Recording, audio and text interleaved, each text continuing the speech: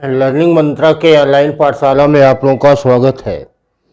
हम लोग आज बात कर रहे हैं भारतीय संविधान की। और भारतीय संविधान के अंतर्गत एक मुद्दा बहुत गर्म है, जिसके ऊपर अनेक लोगों का अलग अलग विचार है। और वह बात है यूसीसी की, अर्थात यूनिफॉर्म सिविल कोड की, समान सिविल संहिता की। समान सिविल संहिता का प्रावधान किया गया भारतीय संविधान के अनुच्छेद 44 में भाग 4 के अंतर्गत। भाग 4 का संबंध है नीति निर्देशक सिद्धांत से, और नीति निर्देशक सिद्धांत को आयरलैंड के संविधान से ग्रहण किया गया। आयरलैंड के संविधान में नीति निर्देशक तत्वों का प्रावधान 1937 में किया गया था। नीति निर्देशक सिद्धांत ही संविधान का वह भाग है जिसके द्वारा लोक कल्याणकारी राज्य की स्थापना की जाती है। अलग अलग टिप्पणीकारों के द्वारा, संविधान के विशेषज्ञों के द्वारा इस पर अलग अलग मत दिया गया, और उसमें के.एम. पणिक्कर ने इसको आर्थिक क्षेत्र में समाजवाद कहा, तो डॉक्टर भीमराव अंबेडकर के द्वारा इसे आर्थिक लोकतंत्र कहा गया। आइवर जेनिंग्स ने इसको कहा कि यह पुण्यात्मा लोगों की उच्चाकांक्षा है। इसके साथ साथ बी.एन. राव के द्वारा कहा गया कि नीति निर्देशक सिद्धांत केवल नैतिक उपदेश मात्र है। Professor K.T.. शाह ने कहा कि नीति निर्देशक सिद्धांत एक ऐसे चेक के समान है जिसका भुगतान बैंक की सुविधा के अनुसार किया जाएगा। नीति निर्देशक तत्वों के अंतर्गत समान सिविल संहिता या यूसीसी का उल्लेख करना क्यों आवश्यक हुआ? क्योंकि नीति निर्देशक सिद्धांत यह वह भाग है जिसका अनुपालन राज्य के द्वारा आने वाले वक्त में किया जाए। भविष्य में इसको लागू करने की दिशा में राज्य और सरकार के द्वारा आवश्यक कदम उठाया जाए। संविधान के निर्माताओं की ऐसी मंशा थी। इसी मंशा को इम्प्लीमेंट करने के लिए सरकारों के द्वारा, चाहे केंद्र सरकार हो या राज्य सरकार हो, कई योजनाओं का निर्माण भी किया गया और उन योजनाओं को इम्प्लीमेंट करने का काम किया। ऐसे में ही एक प्रावधान है जिसका उल्लेख अनुच्छेद 44 में किया गया, और अनुच्छेद 44 का यह प्रावधान राज्य सरकार को निर्देश देता है कि वह भारत के सभी नागरिकों के लिए एक समान सिविल संहिता के निर्माण की दिशा में आवश्यक कदम को उठाए। यह प्रावधान आर्टिकल 44 के अंतर्गत किया गया। इसलिए इस बात को समझने के लिए, ताकि हमारे एग्ज़ाम में आने वाला प्रश्न सही हो, इसकी एक समझ भी पैदा हो, आज का यह क्लास इसी बात पर आधारित है कि आखिर एक समान सिविल संहिता है क्या, इसकी आवश्यकता क्यों पड़ गई कि भारतीय संविधान के निर्माताओं ने इसका प्रावधान अनुच्छेद 44 में करके राज्य को निर्देश दिया। आखिर इस प्रावधान का फायदा क्या है, इसका लाभ क्या है, और इसके संदर्भ में विवाद का मुख्य मुद्दा क्या है, जिस पर अलग अलग लोगों के अलग अलग मत हैं ना। एट लास्ट में आपको यह बात भी समझना है कि अगर एक समान सिविल संहिता को लागू कर दिया जाए तो क्या लाभ होगा और किसकी स्थिति में विकास होगा। ये सारे बहुत सारे आयाम बनते हैं। ये एक समान सिविल संहिता, यूनिफॉर्म सिविल कोड के संदर्भ में, जिसको जानना हमारे लिए आवश्यक है, उसी की भी बात को हम लोग अगर प्रारंभ करते हैं तो सबसे पहले यहाँ बात क्या है, यूसीसी की, यूनिफॉर्म सिविल कोड की समान सिविल संहिता की। समान सिविल संहिता के आप अगर बात करते हैं तो एक बात तय है कि यह वह कानून है जो सिविल मामलों में एक समान होगा। इसका साधारण अर्थ है कि जब सिविल मामलों में कानून का निर्माण किया जाएगा तो वह कानून धर्म और जात से ऊपर होगा। इसका अर्थ यह है कि कोई भी धर्म के मानने वाले हों, आप किसी भी जात के हो, लेकिन सब के लिए एक समान कानून का अनुपालन करना आवश्यक होगा। इसको समान सिविल संहिता कहते हैं। इस समान सिविल संहिता को लाने का कारण क्या रहा? इस समान सिविल संहिता में जो बातें समझना है उसका आशय क्या है? What is the meaning of uniform civil code? Second में इसका कारण क्या है? इसको लाने का आखिर कारण क्या है? तीसरा है इसके विरोध का आधार क्या है?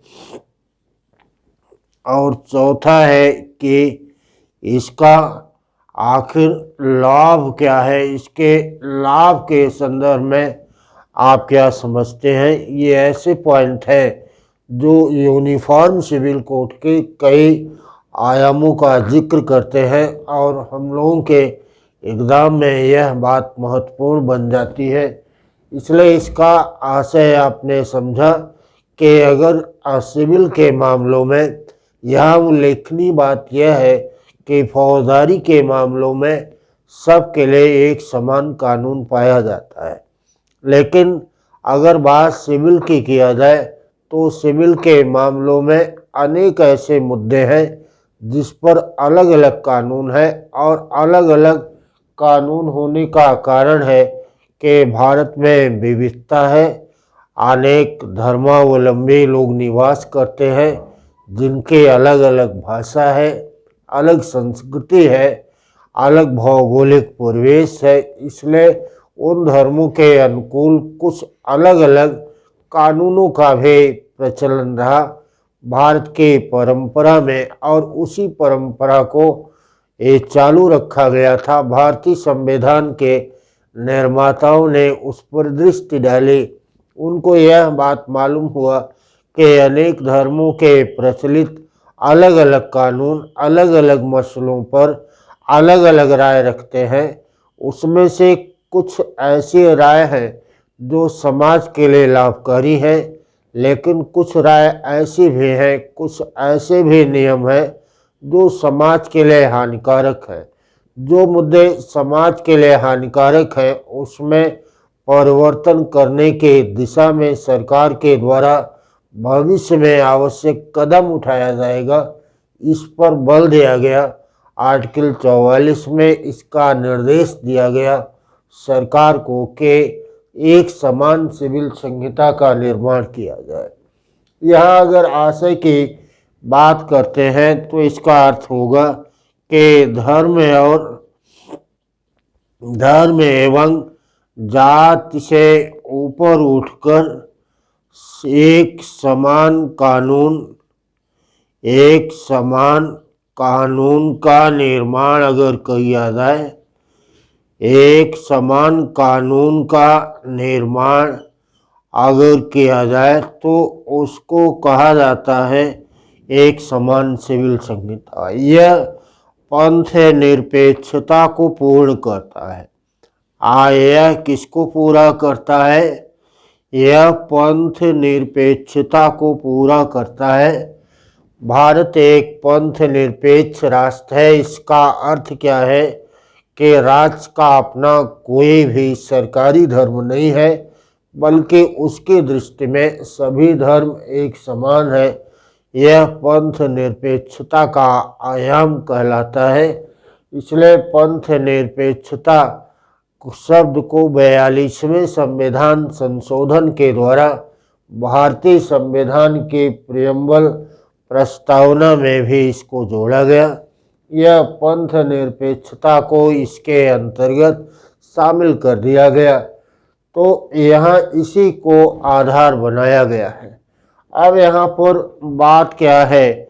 बात है यहाँ पर किन मामलों में, कौन से मामलों में? तो कहा कि विवाह के विषय पर, तलाक के विषय पर, अगर बच्चे को गोद लेना है, बच्चा यदि गोद लेना है तो बच्चा गोद लेने के मामले पर या संपत्ति के बंटवारे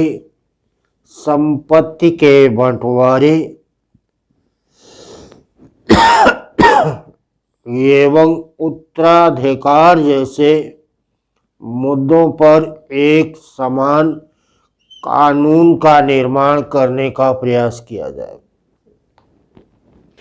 अब यहाँ पर यह बात यहाँ देखने की है कि अगर विवाह का मसला है, तलाक का मसला है, या बच्चा गोद लेने की बात है, या संपत्ति बंटवारे या उत्तराधिकार की बात है, तो हर एक जो मुद्दा है कानून का, अलग अलग कानून में, अलग अलग पर्सनल कानून में अलग अलग लॉ का निर्माण किया गया।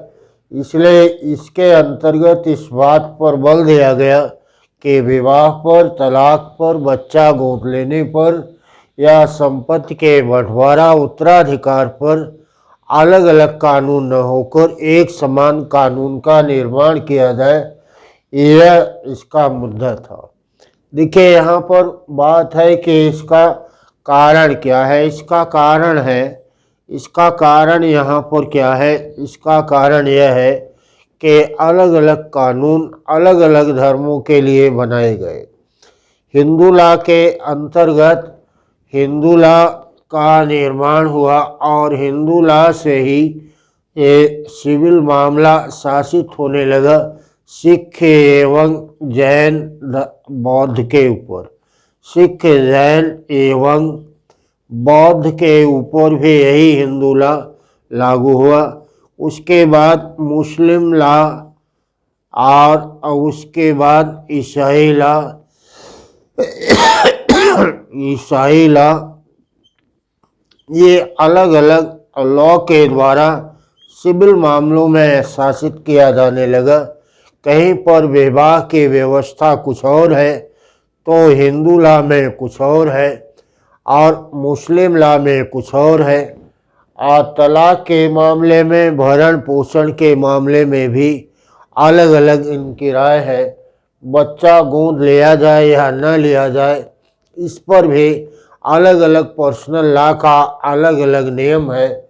संपत्ति का उत्तराधिकारी, पिता की संपत्ति में स्त्री का अधिकार होगा या नहीं होगा, इस पर भी अलग अलग लॉ का निर्माण पर्सनल लॉ के अंतर्गत किया गया।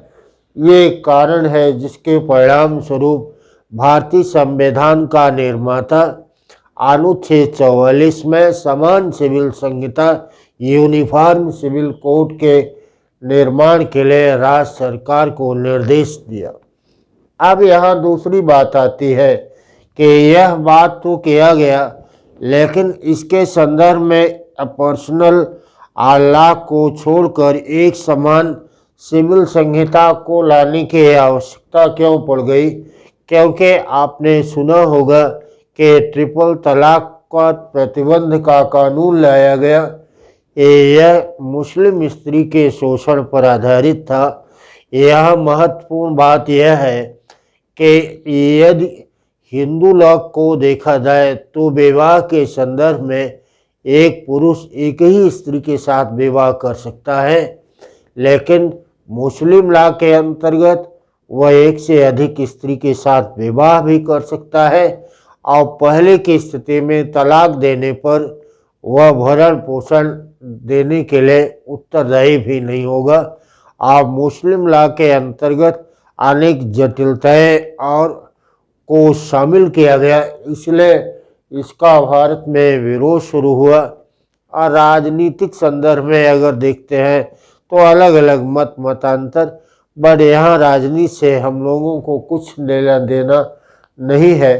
तो यहाँ पर यह कानून आया और सबसे ज़्यादा चर्चित प्रकरण इसमें रहा शाहबानो प्रकरण। शाहबानो प्रकरण पर उच्चतम न्यायालय के द्वारा भरण पोषण अधिकार देने की बात कही गई, लेकिन 1926 में कांग्रेस पार्टी की सरकार के द्वारा संसद में एक अधिनियम पारित किया गया और पारित करके 1986 में उच्चतम न्यायालय के द्वारा शाहबानो प्रकरण में मुस्लिम स्त्रियों के लिए भी तलाक के पश्चात भरण पोषण देने की बाध्यता को खत्म कर दिया गया।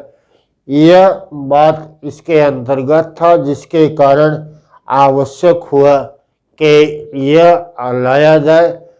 लेकिन इसका विरोध इसलिए है क्योंकि यह राजनीतिक तुष्टीकरण का विषय बना हुआ है।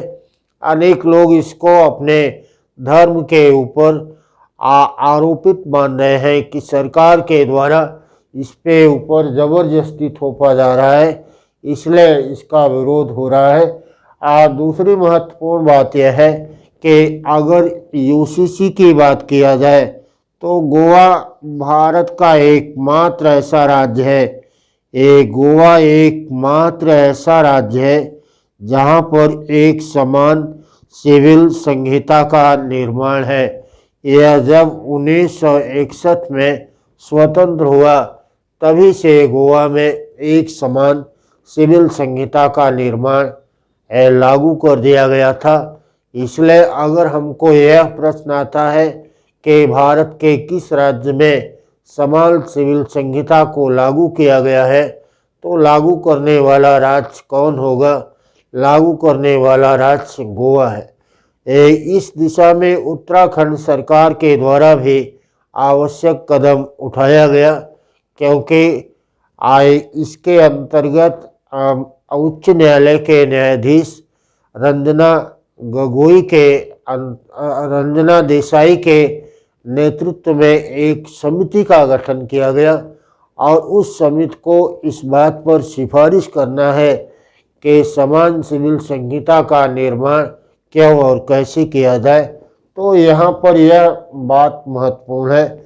इस समान सिविल संहिता को अगर लागू किया जाता है तो लागू करने का लाभ है कि यह देश के एकता अखंडता के रक्षा करता है। दूसरा, न्यायपालिका के ऊपर कार्य का बोझ कम हो जाएगा, न्यायपालिका पर कार्य बोझ कम होगा।